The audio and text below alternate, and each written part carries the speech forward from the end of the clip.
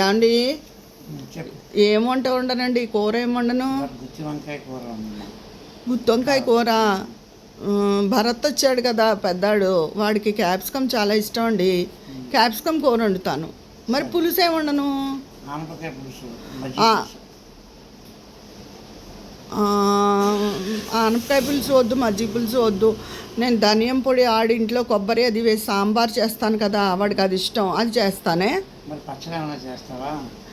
పచ్చడా?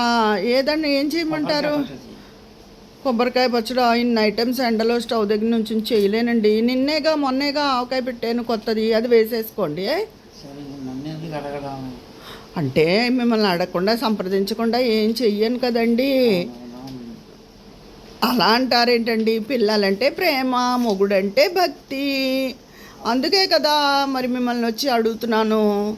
అంతలో వాళ్ళకి అది ఇష్టం కదా అని గుర్తొస్తుంది. అది సరే, గొప్ప పెళ్ళం బాబు. ఏమిటి అంటున్నారు? ఏదో గొణుకుతున్నారు మీరు. మంచి పెళ్ళం. కాదు, ఏదో వెటకారంగా అన్నారు మీరు. వెటకారం అనేది నాకు లేదు. మీకు ఉన్నదే అది వెటకారం.